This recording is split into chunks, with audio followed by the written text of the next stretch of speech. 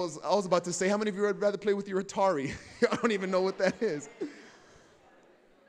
But you see, all of us are geniuses in different domains. That's why I flunked in school, but then I was able to go on and find my passion. One of the greatest things that you can do right now is find where your genius is. You see, when you find your inner genius, you become unstoppable. There was a man named Viktor Frankl, a world-renowned psychiatrist, and he wrote a book called Man's Search for Meaning. And this individual, he survived through the concentration camps in World War II. And he had the chance to leave Austria on political asylum and come to America. But he said, no, I want to stay here because I want to see if my theories really work in the toughest places. So we went to the concentration camp, and he journaled that 19 out of 20 people were automatically exterminated, weren't even allowed to live. And from those from the 1 out of 20 that survived, a very few made it throughout the whole course of the concentration camp. And he noticed one thing, one trait in the individuals that survived. He noticed one common trait is they had a reason for living. They had a reason for their meaning. See, and when you find your meaning, when you find what it is that makes you special, see, this world is going to throw negativity at you. This world is going to tell you why you're not special, why you're not good enough, why you're not smart enough. But when you hang on to that, see, when I was growing up, they said you're too energetic, you're too loud, you have too much, you're too spontaneous. And so these are the things that this world was trying to take away and strip away from me. But that's the very thing that made me valuable. And the very thing that other people don't like about you. The other thing, the thing that people are trying to maybe take away from you or strip away from you, that's what makes you unique. That's what makes you the masterpiece that you are. See, and he said, Viktor Frankl said, when you find your meaning, you're unstoppable. Now, I find this story best illustrated in the dog that I have back home. Back home, I have a Doberman. And if you don't know what a Doberman is, he's a muscular dog. He's like a miniature horse. And so the dog's name is Rojo because he's brown. And one day I was taking Rojo out for a walk. Rojo's a beast. I mean, Rojo, when he walks, you can see all his muscles. I mean, I go up to wake him up to go out for a walk, and he's already doing abs before I get to the room. I mean, he's a beast. All right, so I was like, Rojo, we're going to go out for the walk. And Rojo owns the whole neighborhood. When I'm walking Rojo, he's just walking. What's up? Hey, ladies, I'll be back. All right, Rojo's unstoppable. And one day when I was walking Rojo, there was a little Chihuahua that came and got in Rojo's path. Now, for those of y'all that don't know what a Chihuahua is, just put together like a toy poodle and a Mexican rat into one. And that's a Chihuahua. And so this Chihuahua came and got in Rojo's face. And Chihuahuas are aggressive and they tremble when they bark. The Chihuahua got in Rojo's face. He was like, rah, rah, rah, rah. He started running laps around Rojo. Rah, rah, rah, rah. And Rojo was perplexed. He was confused. He stopped. And he looked at the Chihuahua. And then he looked at me. I said, I've never seen this before myself. I don't have a frame of reference. You deal with it. So he looked at the Chihuahua again, and then he looked at me. And then Rojo surprised all of us. He looked at this Chihuahua, and he did this exhale, like sneeze thing. He goes, Phew. And then he took 3 muscular, pronounced steps. He proceeded to lift up his leg like this. I'm not going to say the rest of the story, but let's just say that Chihuahua experienced an abundance of blessing. Right? And then Rojo just kept on walking. See, when you're motivated, man, you can encounter bullies. Man, you can encounter people offering you, drugs, and hey, dude, let's get hammered this weekend. You can look at all of that stuff. You can go through breakups. You can go through depression. You can go through people posting on the wall, on your Facebook wall, how much they don't like you. You can go through all of that and say, you know what? I'm not going to get distracted by these little Chihuahuas in life. I'm not going to get distracted by all these haters. I'm going towards my future. And you just keep on going. And you keep on going towards your future.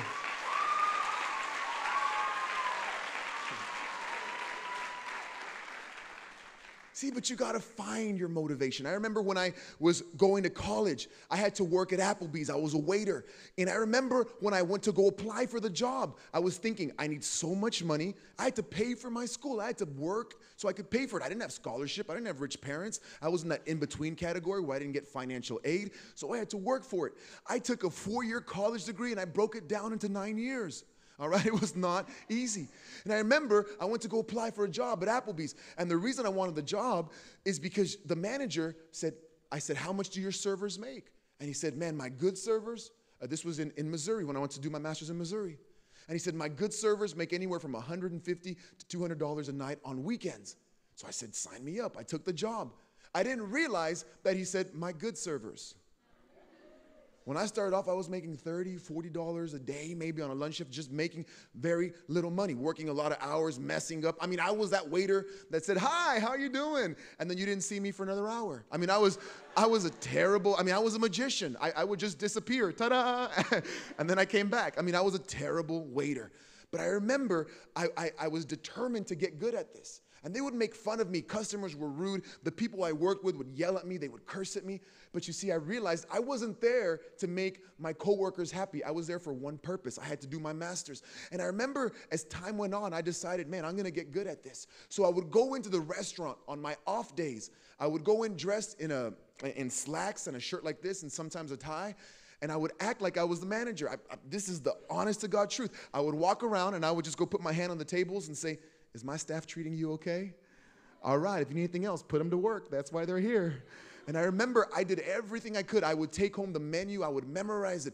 And after time, I ended up becoming one of the best waiters. You see? And the thing is this. You've got to own where you're at. Listen, don't despise yourself. Man, I'm only a waiter. Man, I'm just from a little city in Virginia. I'm just from Tennessee. Wherever you're from, don't despise yourself. Own it and be the best you can. See, I could have been saying, man, they make fun of me. I'm only a waiter. I'm trying to go to college and I'm going to be stuck here. No, I did the best I could. I remember one day, I had 2 trays filled with food and plates and glasses, and I was walking down the stairs, and all of a sudden, I started to slip, and I could see the trays one by one. I could see them starting to shake, and I was like, and one by one, everything stopped in slow motion. And little by little, the cup started dangling, and then one plate fell, and then the other plate fell. And then by the time you knew it, everything in the 2 trays, everything just fell. And all together, it was like a Matrix moment, slow motion. No! I was like, no! Right?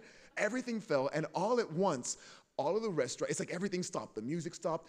Everybody in the whole restaurant just took a deep breath in. And they all looked at me. And I looked at them and I was like, yeah!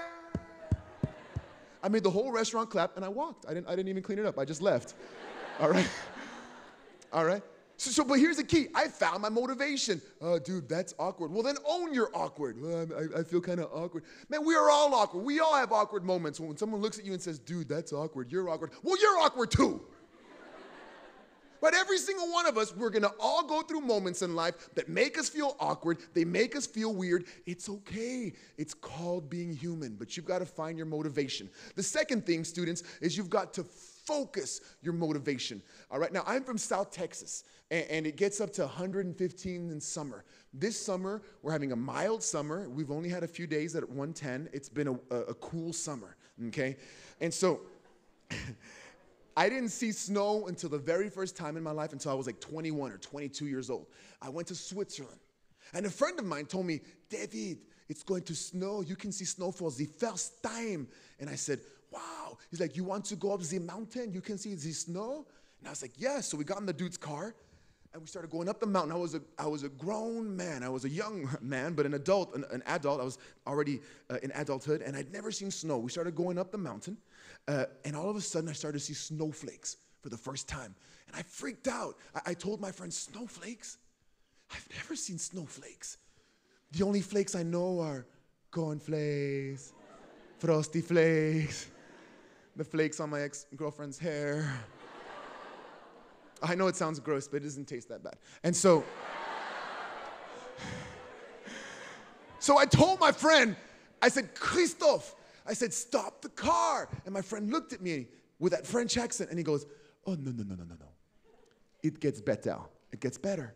So we kept on going up the mountain, and then snow started coming down. It started to cover trees. And I said, Christophe, stop the car. And he looked at me with that French accent and said, no.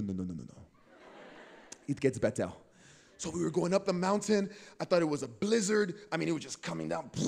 The car was skidding. We got to the top. It was unbelievable. I looked at him, and I said, Christophe, stop the car now. He said, okay, it got better. So I ran out, very first time in my life. I wanted to taste it because I thought it was going to taste like ice cream. I was like, It was the most unbelievable thing, snow in Switzerland. First time in my life. I had seen just a little bit, and the whole time he told me it was going to get better. See, students, when you focus your motivation, you're telling yourself, man, I know that things in my life are going to get better. Science teaches us that our body is comprised of cells, over 1 trillion cells, and each of those cells is filled with energy. You are over 1 trillion volts of energy walking around. See, and when you focus your motivation, you can focus all of that energy. When you go back to your campuses as leaders in this organization, man, you're working with people and you say, man, but this person is addicted. This person is getting stuck on the drinking scene. This person is getting stuck on the drug scene. Man, you can take all of that energy and say, boom, we're here to help you. We're here to give all of our positive energy. When you get 4 or 5 or 10 of you together, boom, we're giving you the best of what we got. We're focusing our energy on you.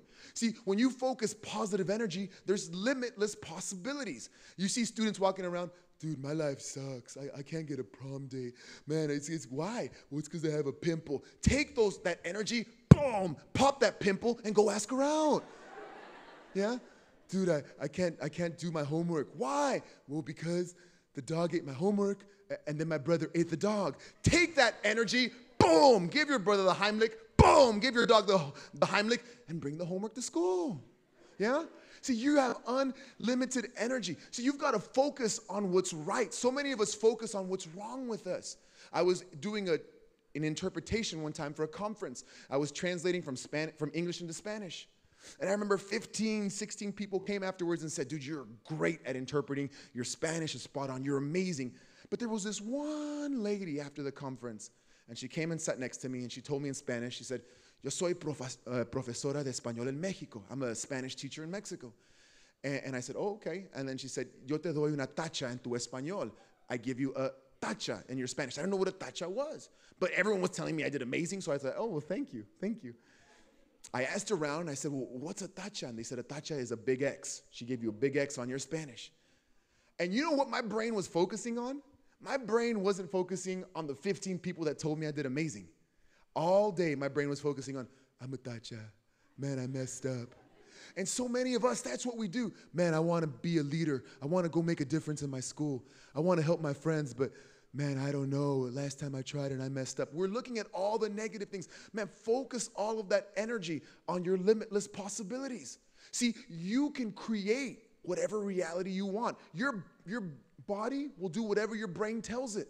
Have you ever met skinny girls, skinny, size 0 girls, skinny girls, and they're always walking around saying, I'm just so fat. I am so fat. I mean, if I just think about food, I'm just gonna gain 7 pounds. I just can't believe it. And they're tiny. And you're saying, what?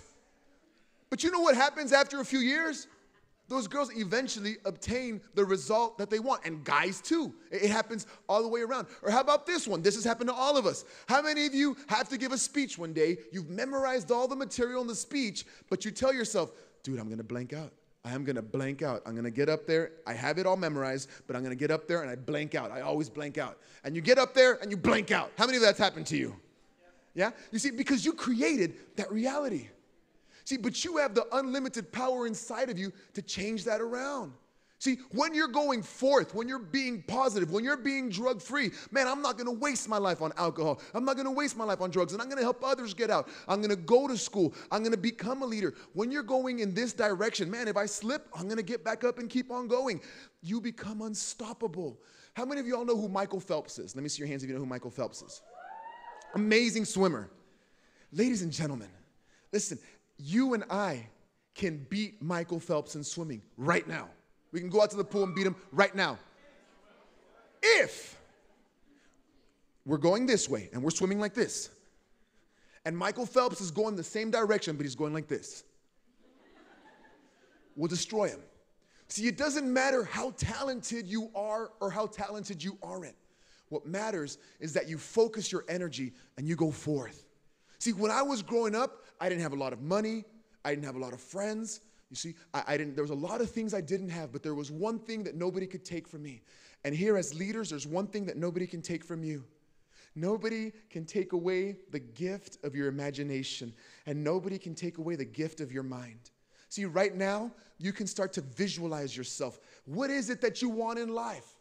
Take time to visualize. You deserve it. See, some people say, well, I don't think I deserve it. Well, I believe you do deserve it. What are those things that you want in life? What do you want your future to be like? What do you want your relationships to be like? Do you want to have a drama-free relationship or a drama-filled one? Do you want to have a nice home where people are not throwing around things and throwing around dishes and yelling at each other? Do you want to have a bank account where you can go and when you put in your ATM card, it doesn't say zero, but you have money to go ahead and do the stuff you want? You can start to visualize it. Start to visualize yourself walking across that college stage. Start to visualize yourself going out with Mr. Right or with Miss Right. Start to visualize yourself traveling. Start to visualize all of these wonderful things, and you have the power to create that reality. Students, the last thing and the last key is this. The first one is focus. The last one is fight. The second one is, the first one is find your motivation. The second one is focus. The last one is fight. See, everything that I'm telling you is nice. Everything that I'm telling you is wonderful. But sooner or later, we're going to have to roll up our sleeves and get to work. See, some people say, dude, but that discipline stuff, that's so hard. Well, I think it's harder not to be disciplined.